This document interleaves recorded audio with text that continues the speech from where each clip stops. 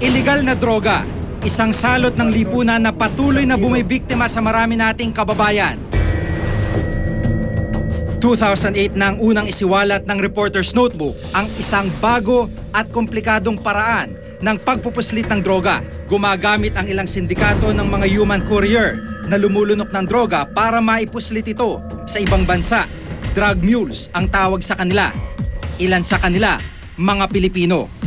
Ngayong taon, nakakabahala naging epekto nito sa mga Pilipinong hindi lang basta nakulong, kundi nahatulan pa ng parusang kamatayan.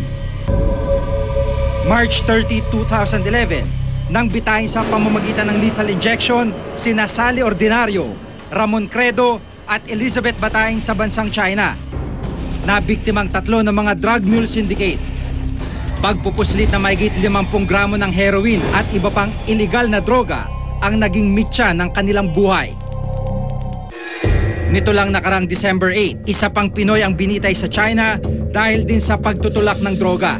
Ayon sa nakalap na datos mula sa Department of Foreign Affairs, aabot na sa 7,200 at siyam na mga Pilipinong nakakulong sa iba't ibang panig ng mundo dahil sa drug-related cases. Isa sa mga nakilala kong drug mule si Jeff, hindi niya tunay na pangalan. Kwento pa niya, kakaibang pagsasanay ang naranasan niya sa ilalim ng sindikato. Ang ginawa sa akin sa Vietnam, pinagayat ako ng carrots na 100 pieces. Nakasing lalaki nung capsule na lulunukin ko. Tinisting nila ako kung makakaya kong lumunok. Tapos yun, after 1 week, pinrasis na nila yung ticket ko papuntang Brazil. Gaano karami na dala mo nun? Actually, mga 80 lang. 80 pieces. Mga ilang gramo yun? May isang kilo? Kulang 1 kilo.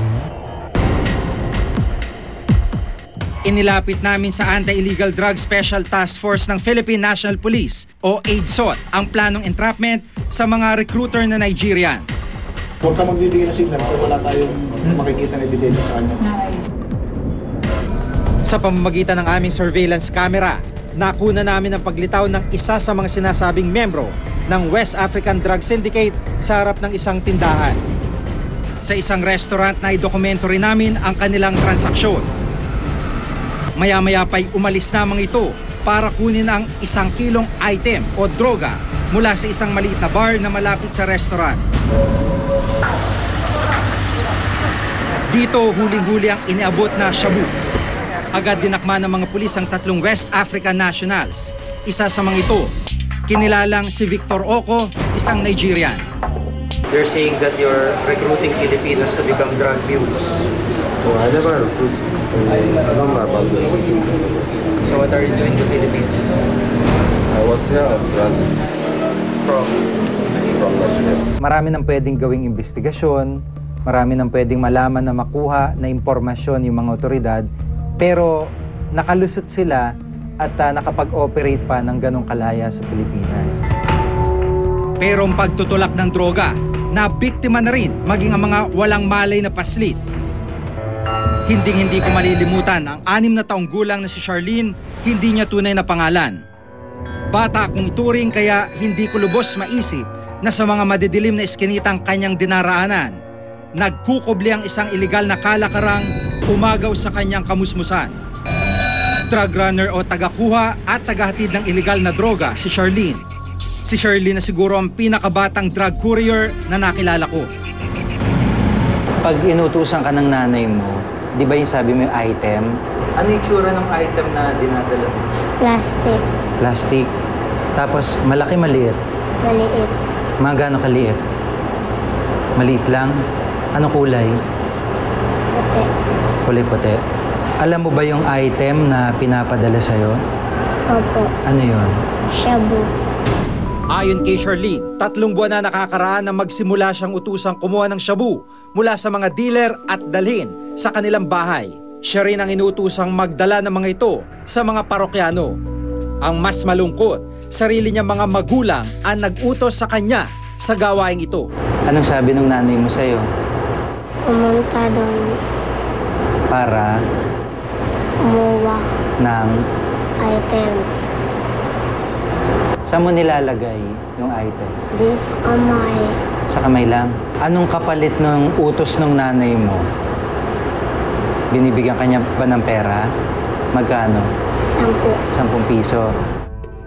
Marami na akong storya na gawa tungkol sa mga pagtutulak ng droga, pero dito, na antig talaga yung damdamin ko kasi yung bata, ginagamit ng magulang niya para magtulak ng droga, at yung bata, na-impluwensya na rin ng magulang na gumawa ng masama sa pag-aakalang tama yung kanyang ginagawa. Hindi pa rito nagtapos ang aming pagbusisi kung bakit simbilis ng kidlat ang bentahan ng droga sa kasalukuyan.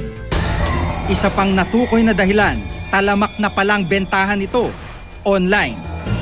Isa sa mga produktong ito ang tinatawag na poppers, isang uri ng nitrite na kadalasang ginagamit bilang sangkap sa mga room deodorizer at panlinis na leather.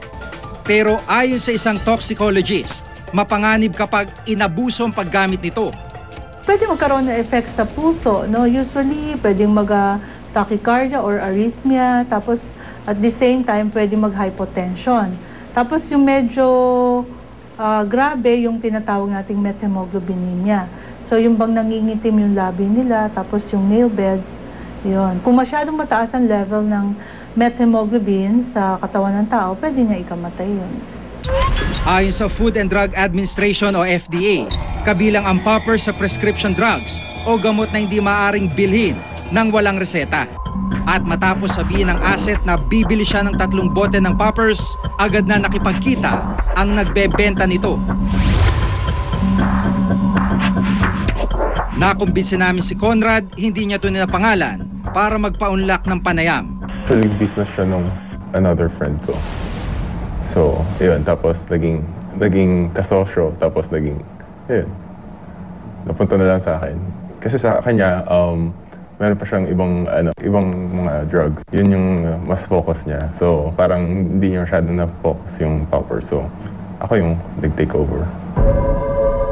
Ginagawa natin tong mga drug stories para maipaalam sa publiko ang modus, ang mga technique nitong mga sindikatong ito, kung paano sila nambibiktima at gumagamit ng mga inosenteng tao para lamang maipagpatuloy yung kanilang illegal na trade. At ito'y awareness naman sa panig ng mga otoridad na dapat pag-ibayuhin nila kasi may pagkakataon na mas malalim pa yung impormasyon na hawak ng media bago pa nila malaman.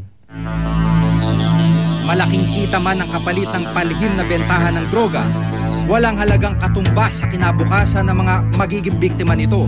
Asahan yung mas malawak na pagbabantay pa ang aming gagawin para makipagtulungan sa mga otoridad. Nakakatakot siya dahil habang hindi siya nahuhuli, itong mga nasa riding in tandem, mas nagkakaroon ng impunity.